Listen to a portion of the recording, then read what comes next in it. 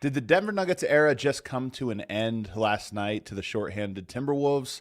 And how about the Sixers solving the Celtics? Have they figured something out? We're headed to a game 7.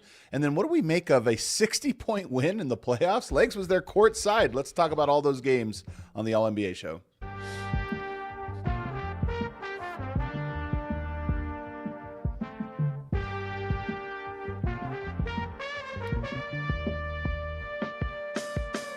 What is up, everybody, and welcome to the All-NBA show powered by FanDuel, America's #1 sportsbook. Get started with $150 in bonus bets if you win your first $5 bet at FanDuel.com/AllCity. I'm your host, Adam Mares. I'm joined by my esteemed colleague, Tim Legler, who caught history last night. History in the NBA. Not the kind I expected or necessarily wanted to see. But yes, that was a historic night by the New York Knicks and I guess by the Atlanta Hawks as well. I guess, both of them were engaged in it. Only one team really on the positive side of history. We had 3 game 6s last night, and all of them are extremely noteworthy in different ways. So we're going to break down all 3 of those games, but we're going to start with the Nuggets and the Timberwolves. We have to start there. I think it's the biggest story given that the Celtics Sixers are going to a game 7. The Knicks you kind of expected to win. This is one where, to set the stage, the Timberwolves lose Anthony Edwards, Dante DiVincenzo a handful of games back. But in this one, they also lost Ayo Dosunmu. He was also out. So they were so severely shorthanded, they were going to have to call on guys who hadn't played real minutes in the series. They played some spot minutes. But Jaylen Clark and Terrence Shannon Jr., and they looked exactly like the guys they replaced, Ayo Dosunmu and Anthony Edwards, in that they just overwhelmed Denver and were defensively completely shut off the 2-man game between Jokic and Murray, and were able to get downhill with some impressive finishes at the rim. So let's walk through it. 110-98, Timberwolves win. Shorthanded Timberwolves beat Denver. What do you take away from this one? What stood out to you about the game? I think what stood out about the game was just the obvious fact that the Minnesota Timberwolves are just tougher. They're a tougher group. I mean, that's what jumps out while you're watching the game. Yeah. And the lack of interior defense for the Nuggets. If you beat your guy off the dribble, you were getting somewhere good. 64 points in the paint in a game where that they're going to have some struggles from the 3-point line. They were 7 for 29 from the 3. How those guys have to play against you, and yet they still were able to get where they wanted to go. And then defensively, just they continued to just cause nightmares for Jamal Murray. And I just thought the number one theme that jumped out to me, and I watched the entire game this morning, was that they just looked physically tougher than the Denver Nuggets. And I give Minnesota credit from this standpoint, and particularly Jaden McDaniels. You can't say that dude did not follow up what he said.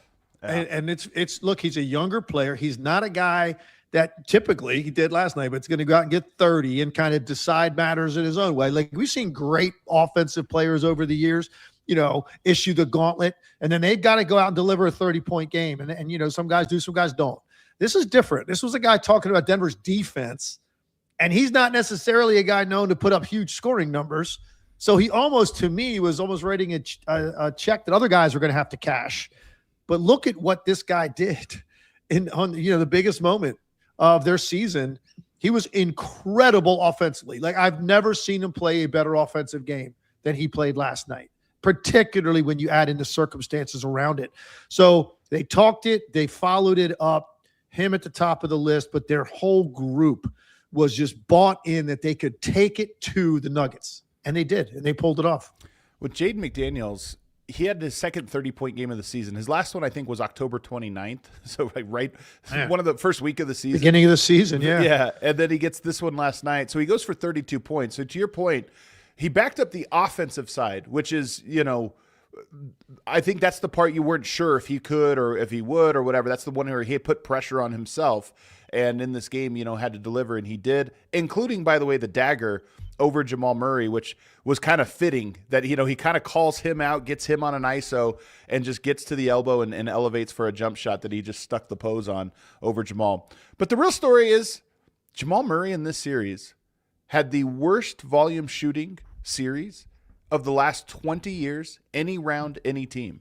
So you go back, think about how many series there are every single year in every round, how many series there are. That was Murray. That was the worst volume shooting a player has ever had in 20 years, and it happened to Jamal Murray. That is as dominant as you can be.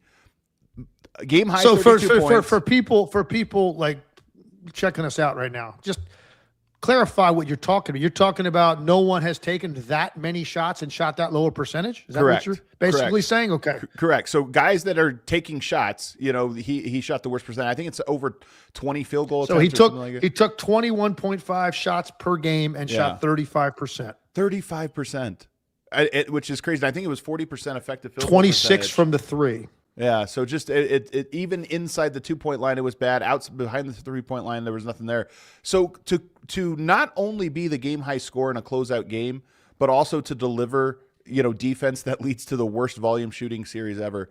It's just impressive, man. I mean, he dominated this series, and then when everybody else fell to the wayside and they needed him to step up into a role he doesn't usually take on, he was able to fulfill it. It's the type of game that I think solidifies you. Like if you're in Minnesota, that Jaden McDaniels is now an all-time Timberwolf. Sometimes it only takes one series like that to be able to elevate you, and he delivered on it. So if you had told me before the game that Jaden McDaniels was going to have 30-plus points, I would have said then maybe it had to be one of those nights where he made 6-7 threes because he Right. can do that. He shoots corner threes, like he's spotting up a lot. So that's what I would have said would have had to have happened. The fact that he only made one is almost inexcusable on the part of the Nuggets, other than the fact that the guy made a lot of tough shots, because here's the thing. Typically, he's relying on Anthony Edwards drawing two, and then he can get a wide open corner free, or he gets slashes and dives. He runs in transition, and sometimes he'll take a little short pull-up. I've never seen him shoot as many off the dribble, pull-up, mid-range jump shots as he did in this game.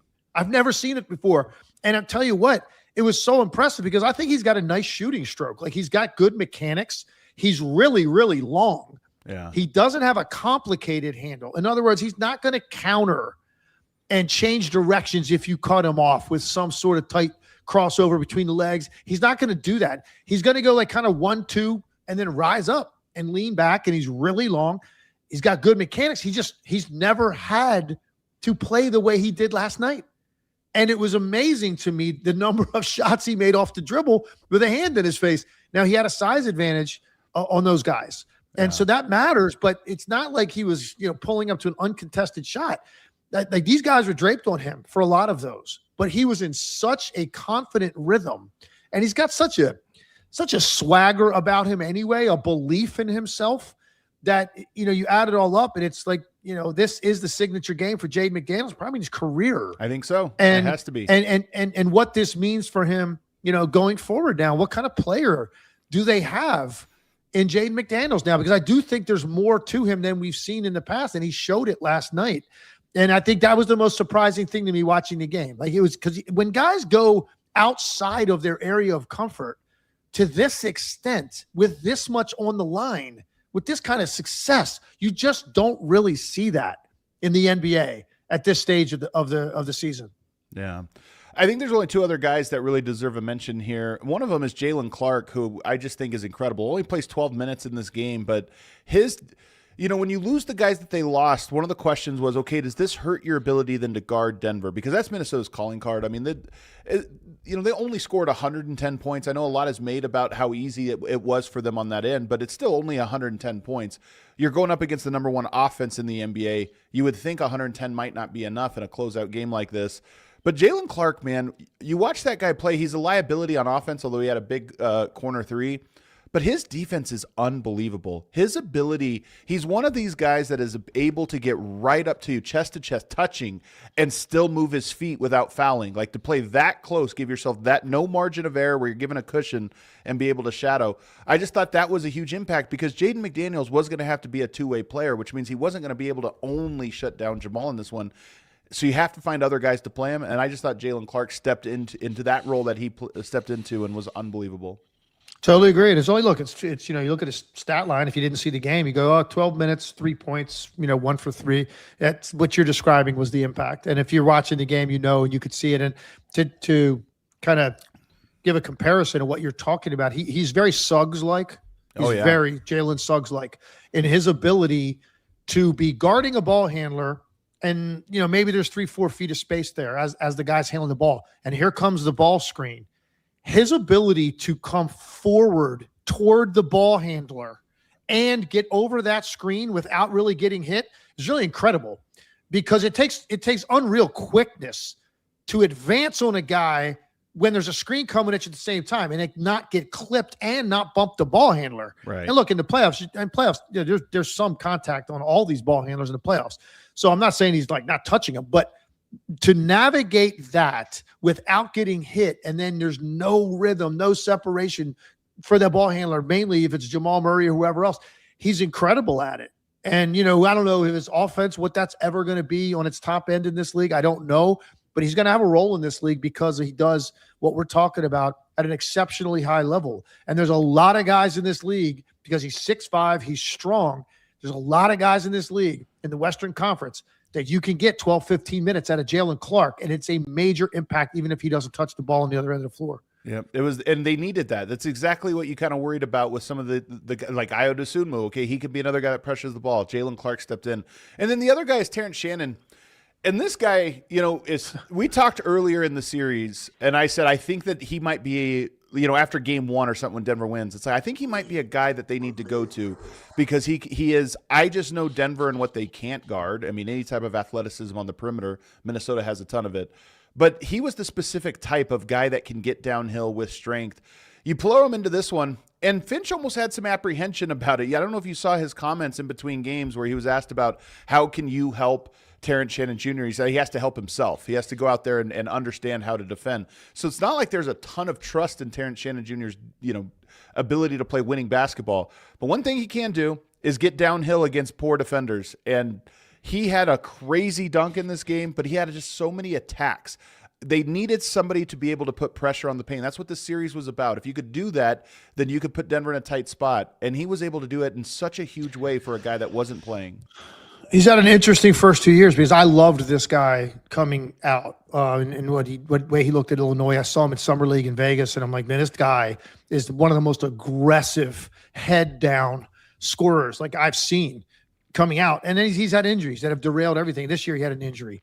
Yeah, because I thought once Nickeil Alexander-Walker went to Atlanta, that was really what they were looking at. Like, those minutes were supposed to go to him. And he didn't play as well offensively beginning of the year. Then he got hurt. He really kind of set his whole season back. He wasn't really a part of things for them at all. The irony of being forced to play a guy because of what happened to Dosunmu. Because if Dosunmu's healthy, we'd see Terrence Shannon Jr. last night, but in limited minutes, and it's not going to look like it did. Now, look, would Dosunmu have done what he did and maybe better? Maybe, but maybe not.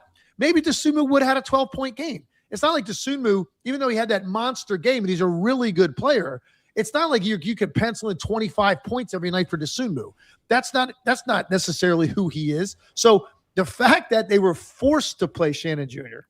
and he played the way he did. Now, look, I think Denver just made a lot of mistakes on him. What he wants to do. He wants to go head down to his left. And there were situations where it was amazing to me to watch defenders on him jump so hard to get over to his right hand to try to avoid the ball screen and open up a driving lane so he could just put his head down and go straight left, exactly where he wanted to go. And so they made some mistakes on him. But look, the guy is a hyper-aggressive, powerful driver. And he's got one thing on his mind, man. He wants to get his hands on the ball and attack you. Yeah. And he was forced into the situation, and man, did he answer the call. And again, between McDaniels, Clark's defense, Terrence Shannon Jr., you had some unexpected things that went down last night. And Minnesota, it all adds up to the same thing. Minnesota met the moment. Yep. And the Denver Nuggets did not. And that's really the best way you can sum it up. It's tough, man, for this Timberwolves team, because if you recall, going back to our preseason, tiers, contender tiers, I just believed in the Wolves, and I believe in the Wolves because of the identity that they showed in the series.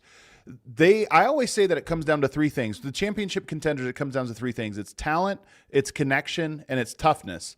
And I always looked at the Timberwolves and said, they're not going to lose a battle because of toughness. They're just the toughest team in the NBA.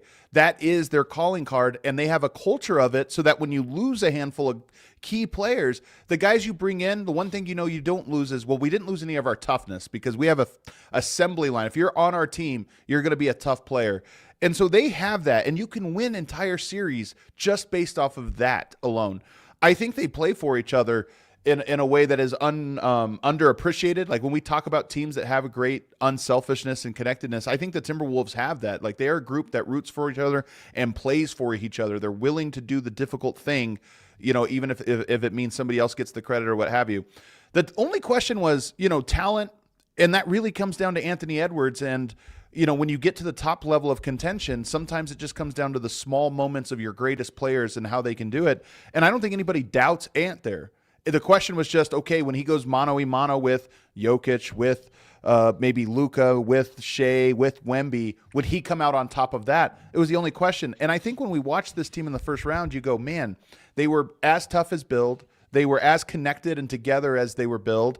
And the talent, I think, like you just watch how the series go and you think, I think they were true contenders and could have been true contenders based on what we saw in this first round. And it's just a shame that obviously the injuries went the way they did. Yeah, and I'll just I'll put one more point on the Nuggets as well. Well, I have some on the Nuggets. It's inexcusable to be missing Anthony Edwards, Dante DiVincenzo, and Dosunmu. Like that's your main 3-point threats. All of those guys. Yeah. Only forced the Timberwolves to take 29. They only make 7, and you give up 64 points in the paint without that shooting on the floor.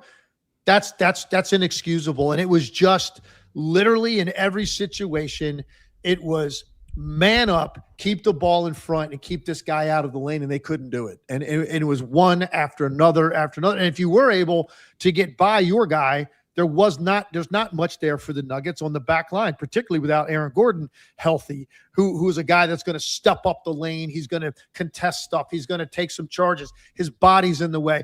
Jokic is a grounded defensive backline player. He's going to clean up the defensive glass, but he's not going to do much to alter or affect anybody if they can get by their defender, get an edge, jump, and get over the top of somebody. And that's what it was over and over and over. It was an assault on the lane. And when you are missing that level of 3-point shooting, make them shoot. You just can't do it. You have to dare all of them to shoot. Yeah. Literally back off as much as you want to. And if they make 15, 18 threes in this game, tip your hat because you force them to get out of their comfort zone. Instead, these guys played exactly to their comfort zone. Yeah. And Jaden McDaniels made more off the dribble shots than he's used to, for sure, but he'd much rather be in the paint than he would, standing out there shooting catch and shoot threes. So I just don't think Denver, forced them to prove it. Because making 25-foot shots with that level of pressure is a lot different than it is in the regular season. And they weren't able to do it, man. And Minnesota just continually had no belief in anything that Denver threw at them defensively. Like, you're not going to be able to keep me in front of you. And I'm going right at you. And what are you going to do about it? And the Nuggets never really had an answer. And then they had some offensive possessions late that you could circle 2 or 3 probably that were massive, massive possessions that they had good looks and they didn't capitalize. That really, to me, was the final turning point. Jamal Murray never got free, in this game except for one time.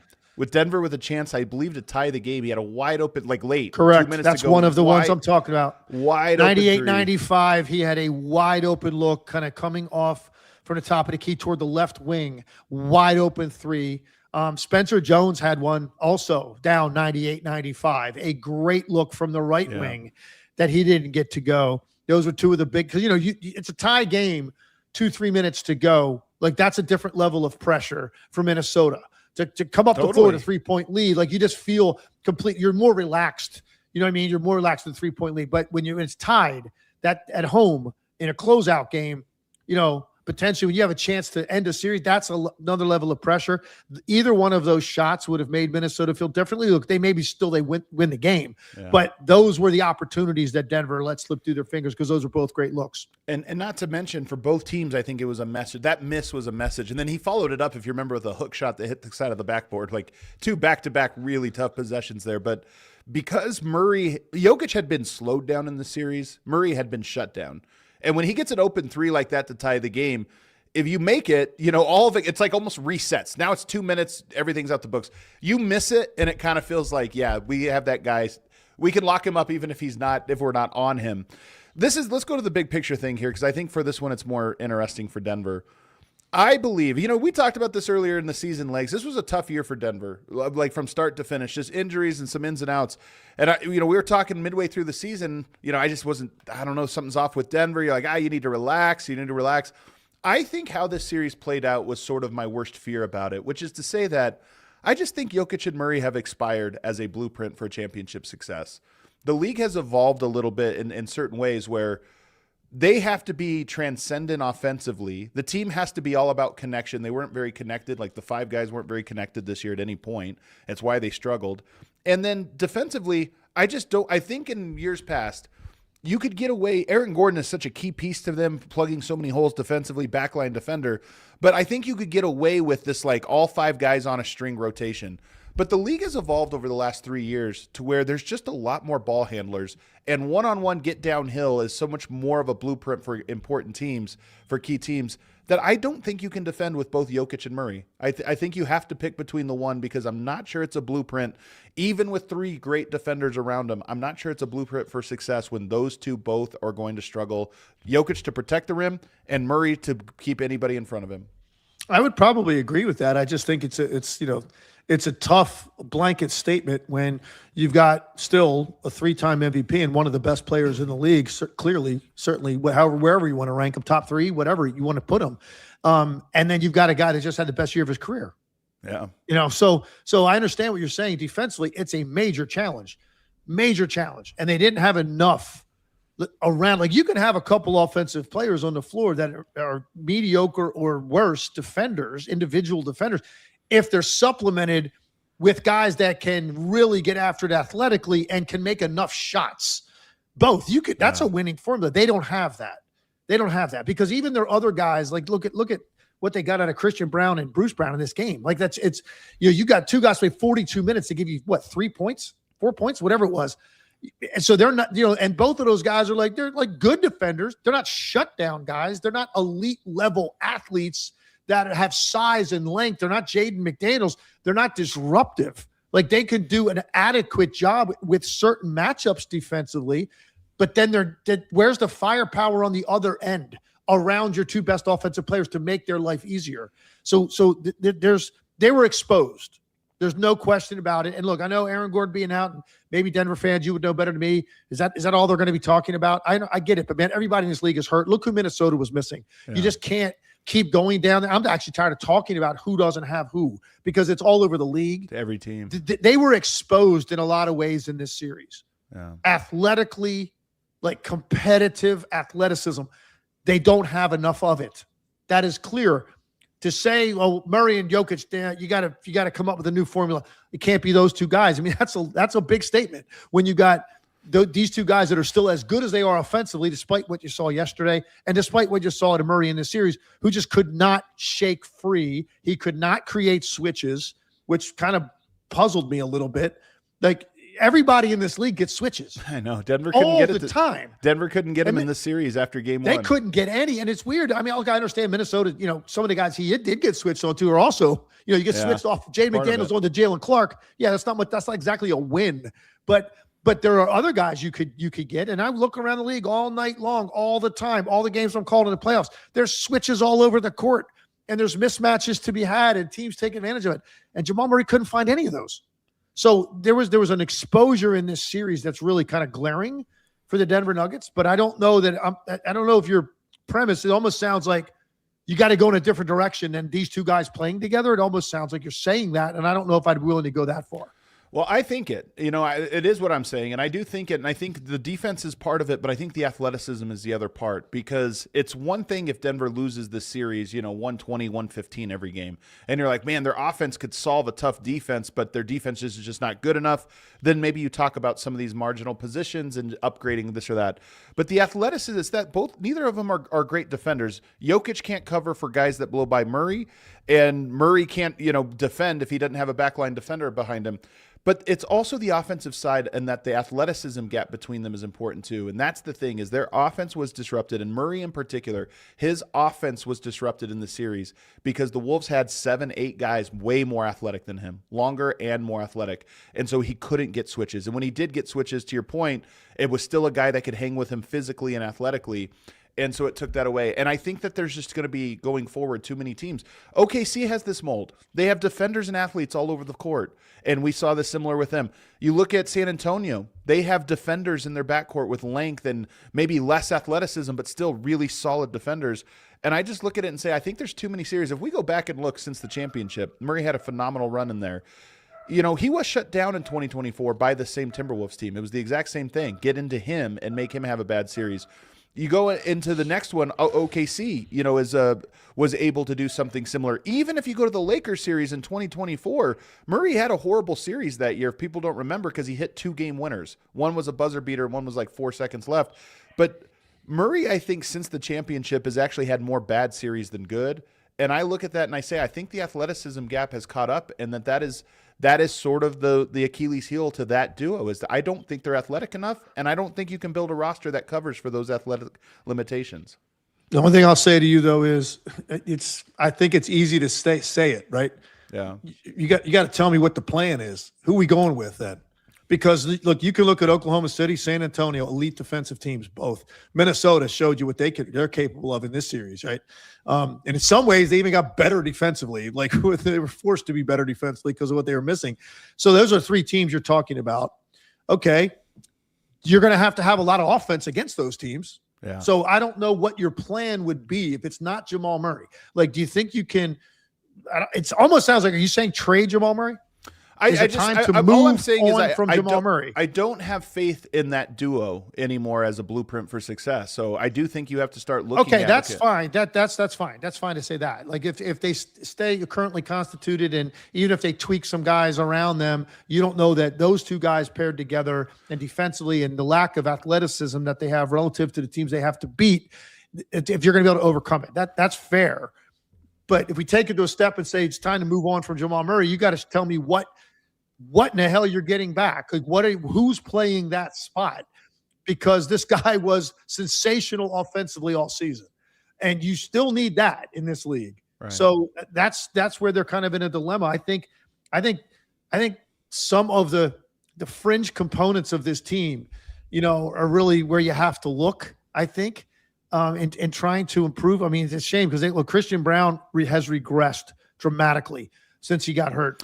And I don't know what's going on. I don't know if he's going to find that again, maybe one off season, and he's back to the guy he was last year at the start of next season. Maybe, but they better hope so, because he starts his contract next year. Is that right? Yeah, it starts next year, 5 years, $125 million. Yeah, that kicks in next year at $25 million a year. Now, look, Peyton Watson, I don't know if you can even retain him. Yeah, I don't know if that's going to be possible. Yeah, I mean, it was clear how much you missed him and Gordon, obviously, but so like. You got Peyton Watson sitting there. You know, Bruce Brown was a fine player for you in the regular season. I mean, you know, if this is what he's going to give you, then that's a real problem when you look at who you're going to have to beat to make a run. And you're still trying to make a run. As long as you have Jokic, you owe it to him, because that window is going to close for good at some point. Yeah. Maybe it already has. I don't know. But this guy's still going to finish in the top 3 in MVP voting. Yeah. And so that's the caliber player you have. You owe it to him and to your franchise to do everything you can while you still have that guy at this level. So I don't know. I don't have the answers, man. I don't get paid to run a team. But I just know that this was almost like inexcusable for them to lose to a team missing what that team was missing in that game last night. And as a result, you got to really question what you actually have here. I think that's fair. I agree with you. Yeah. And I think Denver's just going to have to my broader point is that I think Denver is going to have to get way more athletic. And I'm not sure you can get athletic enough with those 2 guys who are both well below average athletes for their position. So that's the kind of the conundrum I think that they're in. I'm going to talk a lot more about this. We'll take a break. I'm going to talk a lot more about this on the DNVR Nuggets show today. So if you are interested in kind of a more deep dive on the Nuggets, I think I'm reducing it now to its like sort of headline topics, but there is a lot there that I think is kind of interesting about roster building and where you go from here. But we got to take a break because on the other side, there's another series that's super fascinating to me, which is the Sixers solving the Celtics. We're going to talk about that on the other side. Listen up. It's Mother's Day, 1 week away. So this is kind of like your last chance to get in on this. Aura Frames. This is your plan for Mother's Day this year. I'm telling you, it's the perfect gift, and they have made it very easy for you to get a Mother's Day gift box of their Aura Frames. Aura Frames are this digital frame. It looks like a real frame, like one you would hang on the wall, picture frame that you'd hang on the wall. But the difference is Aura Frames allows you to upload photos and videos directly to it. They have free unlimited storage, so you can add as many photos and videos as you want. You can even change the photo while you're sitting on the couch by just using the app or even texting photos directly from your phone to the picture frame. And it comes with this gift box that is packaged in a premium gift box with no price tag. You can share your photos and videos effortlessly on that Aura app. And they've reached #1 in the App Store on Christmas Day and 2025. I'm telling you, this really is a great gift. I know a lot of people that have reached out and said, hey, man, thanks for that, because Aura Frames was perfect for me, and my mom loved it. So make Mother's Day special with Aura Frames. Named #1 by Wirecutter. You can save on the gifts mom loves by visiting auraframes.com. And for a limited time, listeners of this show get $25 off their best-selling Carver Matte frame with the code ALLNBA, all one word, ALLNBA. That's AURAFrames.com, promo code ALLNBA. Support the show by mentioning us at checkout. Terms and conditions apply. Also want to tell you guys about Shopify. What kind of dreams did you have when you were a kid? What did you want to be when you grew up? Well, how about now? Are you thinking about starting your own business? Shopify is the e-commerce platform behind millions of businesses around the world and 10% of all e-commerce in the U.S. Shopify even powers the All City merch store, and they got you covered from website creation, product descriptions, email and social media marketing, and more. They also have AI tools designed to help you maximize sales. If you're ready to sell, you're ready for Shopify. Turn your big business idea into... with Shopify on your side. Sign up for your $1 per month trial and start selling today at shopify.com/allcity. That's shopify.com/allcity. Back here, segment 2 of the All NBA show. Now we go to another series that I think is absolutely fascinating, and that is the Sixers beating the Celtics for the second time in a row, and kind of the same formula, legs, 106-93. 12 of 41 from the three-point line for the Boston Celtics. Another bad shooting night. And another big night from Joel Embiid and the Sixers putting pressure on the Celtics defense in unique ways.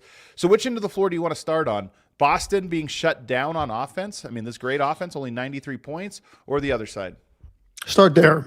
Let's start there because I called Game 5. The same thing happened to them in Boston. And they got a chance to close out a series at home against Philadelphia in that game, and they score 11 points in the fourth quarter. So now you're thinking, okay, we know they're prone to it. The game they lost, game 2 earlier in the series, they shot 26% or whatever it was from the 3-point line, right? They're going to shoot a ton of threes, and they're going to have some nights like it. We get it. This was different. What I saw on Tuesday it was different. They weren't even necessarily generating the same kind of looks that they typically rely on to end you. They weren't even getting those looks, and they score 11 points in the fourth quarter. At the exact same time, they had no answer for Joel Embiid on the other end of the floor, which is like this, you don't know if you're going to get that out of Embiid, but they got it in Game 5, and they didn't really have an answer. He was destroying Vucevic. They wouldn't even put Garza in the game on him. Keita was in foul trouble. They finally started running doubles at him late in that game, and he spreads out the ball, and they hit threes, and the game's over. This game last night was different. Philly was very confident looking the entire time. They looked like they knew they were going to win the game. And that's rare for a Philadelphia team when they get deep into a playoff series and like everything's on the line. Like we've seen them play tight, that group. And that's not what it looked like. They have a belief now that they've figured something out with Boston, and they're not overcommitting on penetration. They're not going to chase you down the lane and then let you kick it out. And then you're trying to catch up the ball and they just air it out with 7 different guys that can make threes, and you never catch up to the ball, and that's it. They're not doing it. They're gonna make you take pull-up jumpers. If you can make threes off the dribble and a high ball screen and drop coverage, go ahead. But if you make 2, we're gonna adjust. But go ahead. You can have as many as you want. pull-up jumpers mid-range? Be my guest. You want to get to the rim, turn the corner? Go ahead. We are not going to over-pursue you to the lane. And now there's passing angles available with all these dudes that are towing up threes, and most nights that's what it looks like. Philadelphia, for 2 games now, has sort of solved that issue. And that's why this has become fascinating to me. I thought Boston would win last night. I thought there was going to be a market correction over what I saw on Tuesday. They go into Philly. They look like themselves. A close game, but I thought Boston is a team that looked like they were a finals team. They're going to figure this out against Philly. Now I think there is real, genuine panic setting in and concern for the Celtics. Now, could they go home and win by 20 in a Game 7? Of course. Game 7's at home with all that emotion, like you kind of expect it from the home team. But I'm telling you, I think right now, like this went from, oh, man, Boston let one get away. Now the series is dragging on to, holy hell, what happened to our offense? And how do we find it by Saturday?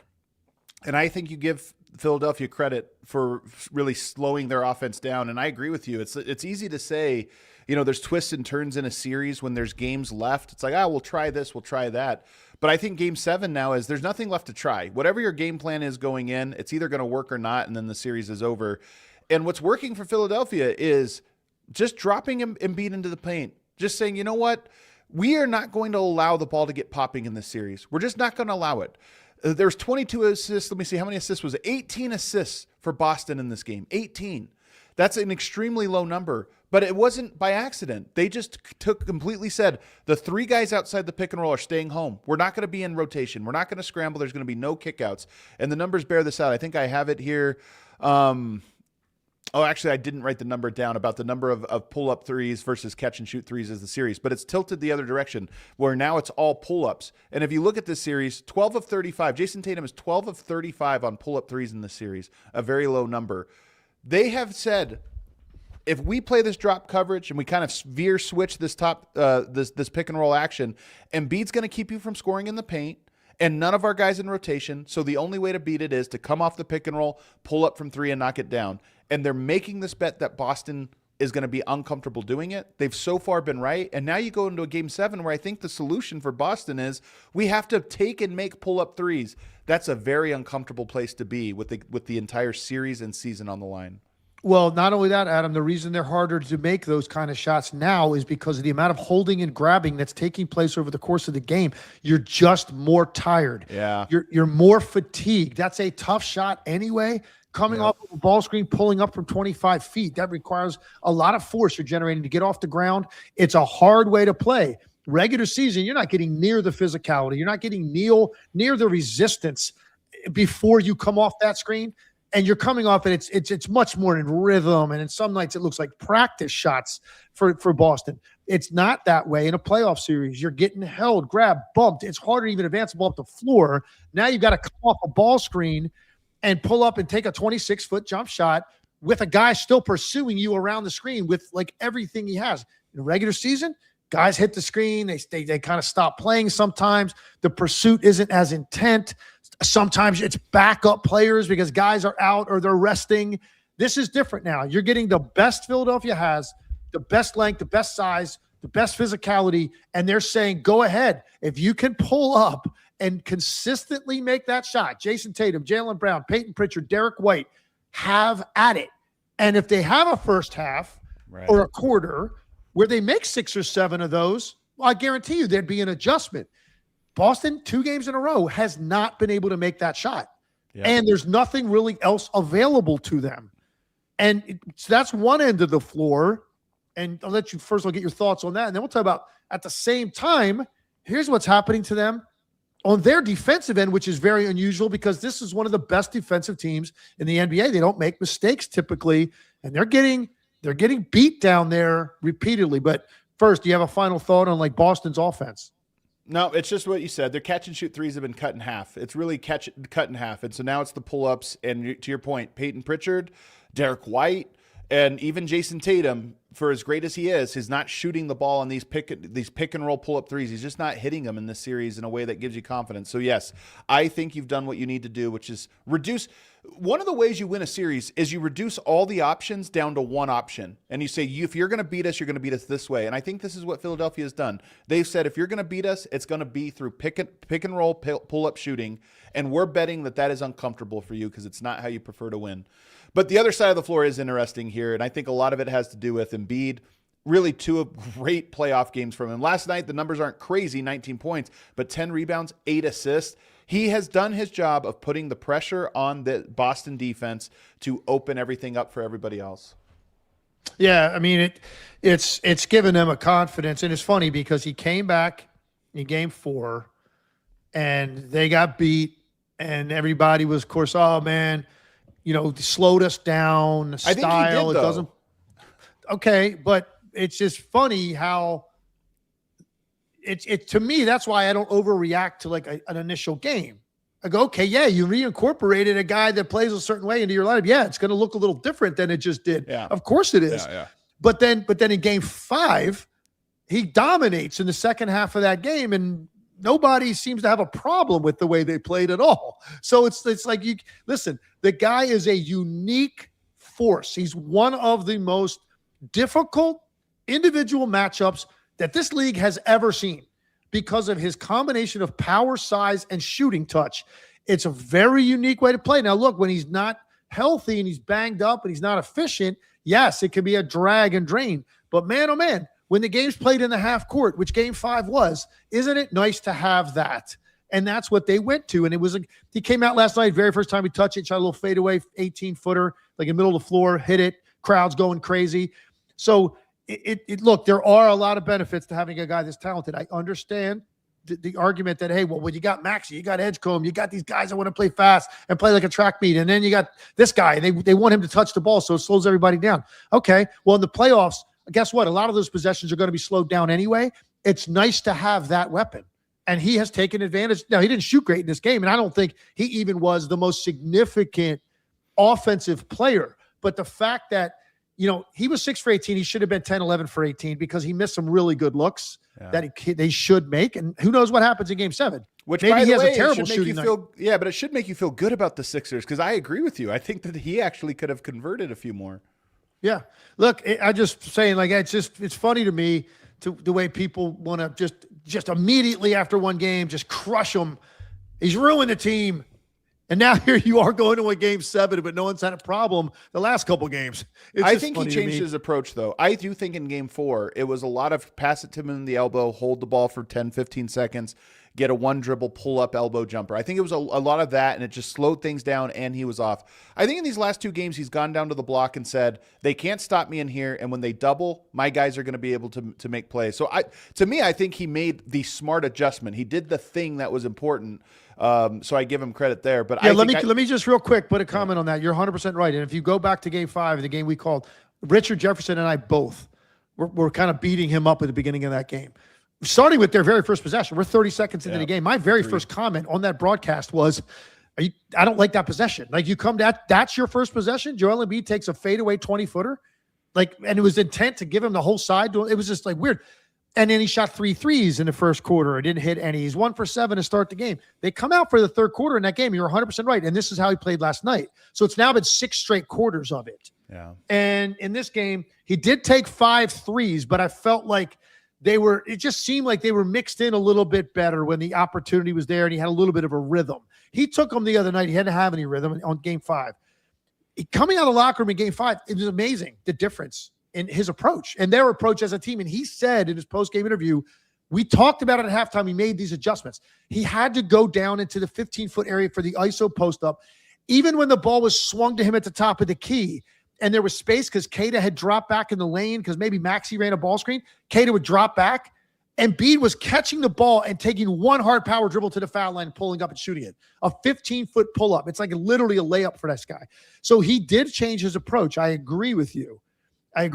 And now you go, okay, if he's going to play like this, they don't have an answer for it. Nope. And they really haven't to this point. And on top of it, you get Maxey played great last night. Paul George, that was one of my most enjoyable Paul George playoff games of his career. That's how good Paul George was in this game on both ends of the floor. And if he plays that way one more time for them, they're going to move on to the next round. If Paul George has a big game, I predict they're going to win that game. You don't know. He's had some moments in the postseason where he struggled under pressure, but man, was he good in that game. And he's been really good since he came back from his suspension. He's been incredible for them. And he was a big kind of calming influence for them in game 6. And now here we go. 1 game winner take all in Boston Saturday night. It really was a winning performance from him, which is interesting. I feel like Tatum and Brown in some ways are like the evolutionary version of him. So it's kind of neat to see him in this late stage, come up big against those guys. But Maxey, we got to talk about him real quick. 30 points. Is he the most unguardable player in the series? Just in terms of he's special. When he turns the corner, they can't stop him. And like right now, you can slow down Brown. You can slow down Tatum. You can slow down some of these other guys. I don't know if they can slow down Maxey. He might be like above their defense. Yeah, you know what? Actually, I'm being serious here, because I think the Celtics overall obviously had a better team all season, and they've got 2 incredible weapons with these forwards. But when you're talking about that question, yes, it's Maxey and Embiid. They're the 2, really, because there's no answer for Joel Embiid. There's not an answer for matchup. Now, he doesn't play great all the time. He doesn't have lift and all those things. He's not consistent. I get that, but there is not an answer for him. And there's not really an answer for Maxey's quickness. Yeah. See, the one thing that quickness does, it negates a game plan. That's what quickness does, because you're counting on the ball being in a certain place. That's how you talk about defense at your walkthrough in your film session. When the ball's here, here's how we're going to play it. Here's the rotation. Everything's nice and set. And, according to plan, this is what it's going to look like. Guess what? Quickness and speed destroy a defensive game plan because the ball's not where you expected it to be. The ball's getting to places quicker than you're ready for. And so his speed and Joel Embiid's size and shooting touch are the 2 real offensive differentiating factors in the series. Jason Tatum and Jaylen Brown are great players. They make a lot of tough shots. And there are matchups for them.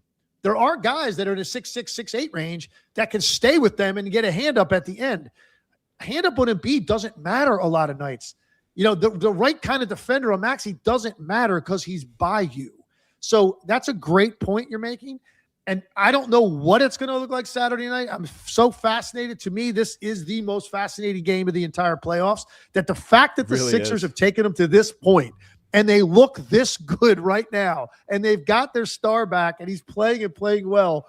It's incredible that we're sitting here with a game 7, and I'm just jealous we're not going to be the ones calling that game. I'm really pissed off about it. It really is going to be the game of the playoffs, man. I cannot wait to see how that goes. It just feels so heavy. It feels so big. But for both sides of this, it just feels like such an opportunity. So it's going to be a great one. And then the fact that they're storming back from 3-1 is part of it. Let's go to your game, though, the one you called. You had 3 options of games you'd have called last night, Legs. Just your luck. Hey, I saw history. You did see history. The Knicks get the win, and you're going to hear this score correctly. 140-89. They led by as many as I think 61 points was the high. Maybe it went higher than that. But no, it was 61. It was 61. It was the largest in-game deficit in the history of the NBA playoffs. It's the 61-point lead. And that was like early third quarter. This game was over in the first quarter. It was absolutely dominant. And the Knicks, who were up against the ropes, the Hawks had them 2-1, end up winning this one in 6 and doing it definitively. So what do you take away from this? Listen, I'm not prone to hyperbole. I'm just not a person that exaggerates. I don't give hot takey statements. That's not who I am at all. I don't know that I've ever seen a better half of basketball in my life played by a team. Now, I know that the opponent is not championship caliber, and if they do it against a team like that, then that would trump it. I'm sure some champions in the past have probably beat the living hell out of some team that thought they had a chance to win a championship. I'm just telling you, it was basically perfection on the part of the New York Knicks on both ends. It looked like they had 7 players on the court defensively.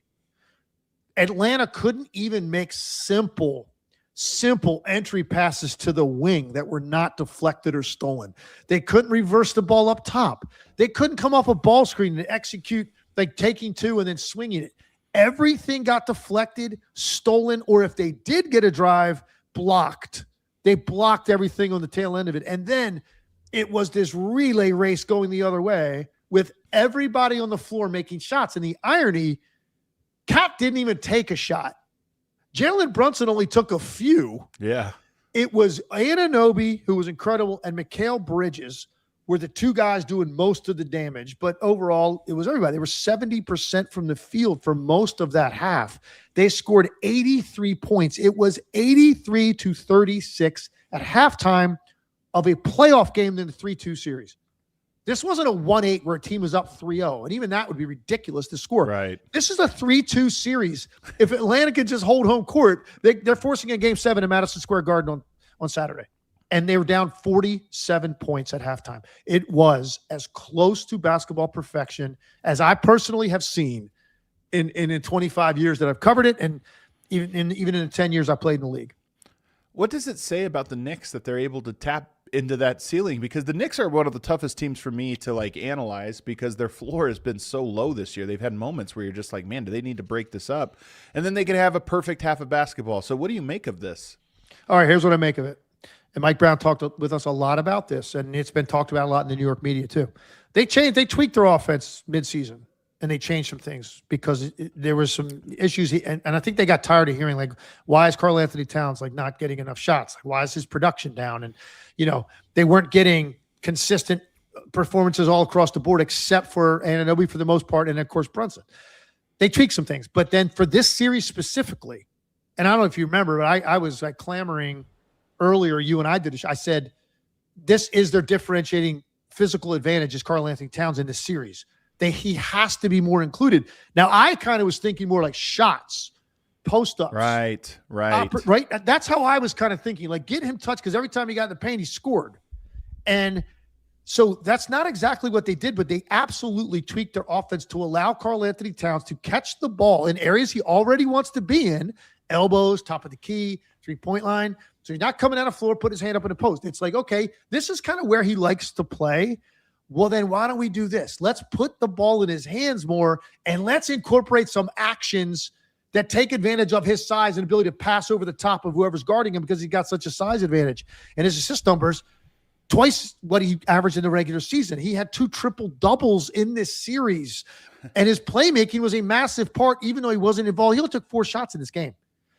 But he felt so included that he's still upbeat and yeah, man, I'm showing off my skill. I'm not forgotten about. And I felt like the first half of the season, that's kind of the vibe was just kind of it's something wrong and he doesn't feel appreciated. Here it is. His shots are down. His points are down a little bit, but his inclusion is way up. So he's a happier player and their offense operated better. And that is the adjustment that they made. Now, will it be as effective going forward? I don't know. Remains to be seen. If they get Boston or Philly, I don't know.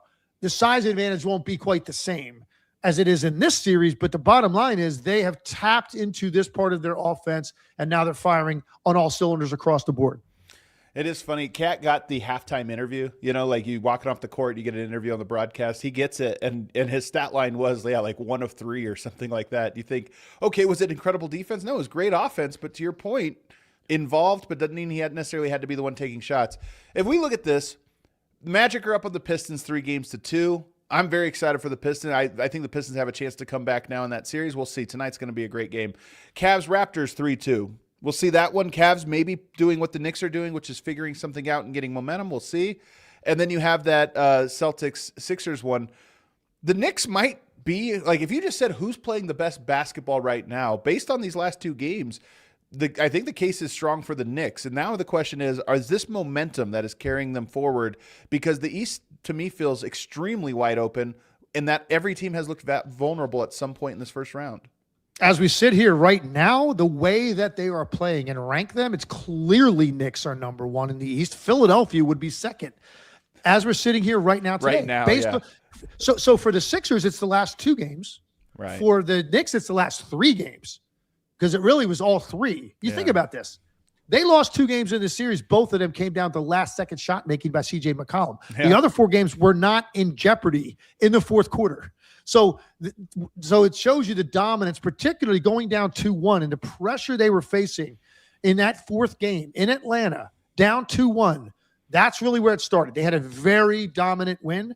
And then, of course, it just got away from Atlanta. They got completely rattled in the first quarter of this game last night. here's one big thing coming out of the series for me for New York going forward, because now here's what's crazy. First of all, if Philly wins game 7, the Knicks now have home court advantage in the next round. That's how big this game is for them, because they're thinking all along they're getting Boston. Right. Now Philly's playing that well. That's a formidable matchup. Yeah. But at least now you get home court. But here's the biggest thing to come out of it, Adam. Mikal Bridges made more shots last night in 27 minutes than he made in the previous 4 games combined. And here's why that's important. He was getting beat up with the New York sports talk radio and me. Like, man, this guy, worst trade in history, and like all these people are saying, the 5 picks we gave up, and he's not rising to the occasion. And he certainly didn't play well. He deserves some of that criticism. But now you have a guy that you should have seen his bounce last night. So now he takes that into the next round. And I'm not saying it's going to look like that every night, but at least he feels good. Because even if they won by 50 last night and he's 2 for 8, you're still missing something. They're not missing anything right now. All of these dudes are playing connected. They believe. And right now, the Knicks absolutely are playing the best basketball of any team in the Eastern Conference. There's no doubt in my mind. That's why the playoffs are great, man. You just things can turn on a dime, and all of a sudden, a new juggernaut emerges, or a team that at least appears that way. It should be interesting, man. I'm excited to watch it. What about the Hawks? How do we analyze their year? It was such they make the trade. They shifted directions mid-season and then went on a run and then gave the Knicks hell for 3 games. But how do we assess it when you have the worst loss in playoff history? Well, it's unfortunate because they're going to drag this into the post this summer, and it's just they didn't deserve this. I mean, their season was better than this. Yeah. They were 26-11 to close the season. They had the best record in the Eastern Conference after the All-Star break. Yeah. So and you think about what they did. They changed the identity of their franchise on the fly. This was the Trae Young era in Atlanta. That's what it had been, and they got away from that, and they're going a different direction, and they won. And so now you feel like, okay, there's a lot to build on here. Jaylen Johnson's an emerging star. You added Nickeil Alexander-Walker, who just won Most Improved Player, and now I think that's who he's going to be the rest of his career. I think he's going to be like a 20-point scorer, at least for the next handful of years. That's what he is, and he's an elite defender. So you got that.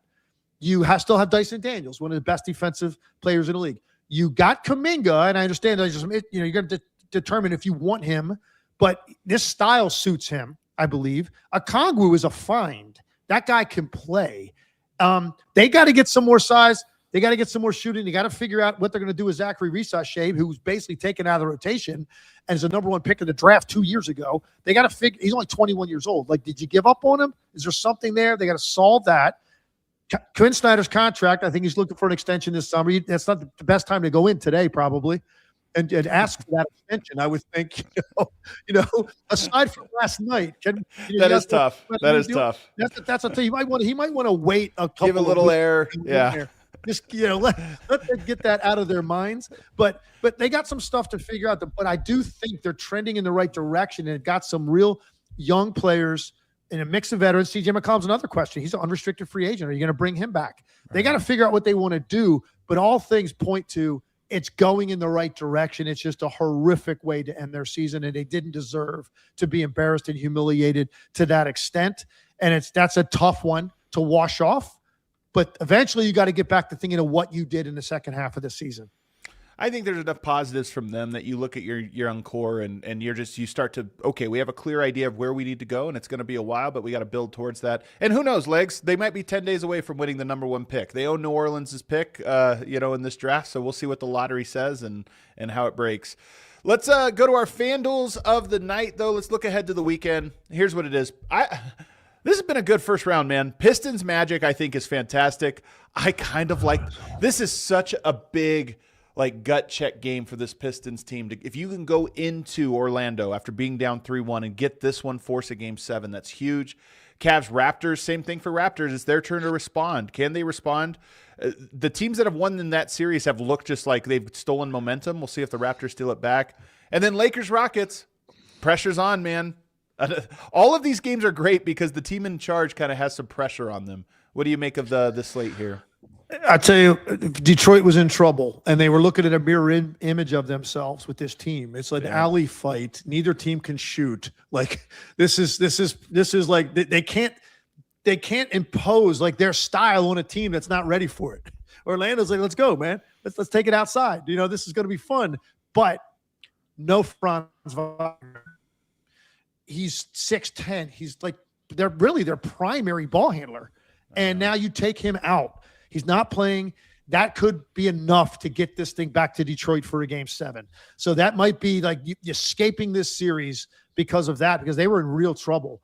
And then, I look at the Toronto, Cleveland. I don't know. Maybe that's, one of those series that it just home teams went out the whole way. That kind of feels like that's where that's headed. And then, Lakers, you let it get to this point, and the Rockets not playing with Durant. You expect Houston to win this game at home. You expect them to win the game. This is why you play all year, though, and those little games in midseason matter. Bring that up again, Atticus. I want to see the line. What was the line on that game? Houston is favored 3.5 legs. Yeah, of course. They're at home, and, Lakers, they got Austin Reeves back. He wasn't his best version of himself, but you still don't have Luka, man. And they won a game without Kevin Durant. So you're thinking, yeah, Houston's going home now. They should win that game. Force a game 7 back in LA, man. That's why you play all years, to get that game on your home court. And then at that point, I think that's a toss-up game. And at any point, Kevin Durant could show up. Now, wouldn't it be crazy if he missed all these games, they get to a game 7, and then he resurfaces for a game 7, and they were to lose that game? Like the drama associated with the implications of all of that are kind of crazy to me. So, but anyway, we got 3 incredibly compelling storylines tonight. And then obviously the big one is you got the Kentucky Derby and then Celtics Sixers on Saturday. Oh man, the Derby is on Saturday. There you go. And then you got it. And I saw that game was full. You have friends in Philadelphia. The Flyers have a game that same day, game 7. I think it is a game 7. So they have 2. I've been down at those complexes when all that's been going on at the same time, man. It's really chaos down there because all the arenas in Philadelphia are all basically in the same compound. They're all right there. They share parking lots and everything. So it's going to be a wild scene. Now I will say this: like since we at ESPN, ABC are calling the entire Eastern Conference Finals, if Philly ends up getting there.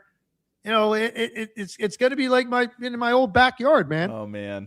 So I can't lose one way or another. I'm just blessed. I'm going to be calling the conference finals and finals. I can't wait. But we got a lot of work to do here tonight, tomorrow, and then obviously second round starting up. All right, we got one super chat, I'm told. Let's take a look at it. Mr. Exquisite Nugget says, shout out to my B-Day twin, Jaden. The second round will be wild. All right, shout out to your birthday twin, Jaden McDaniels. All right, cue that outro music for us, Atticus. Legs, great stuff this week. And you're back next week. Round 2 begins. By the time we circle back together on Monday's show, we will be talking about round 2, not round 1. Look forward to it. No doubt, man. Cannot wait. If you guys enjoyed the show, we're doing this 3 times a week, so you're going to make sure you're subscribed right here to this channel. Make sure you hit the like button for us on the way out. We'll see you guys over the weekend. We all silly like the mayor.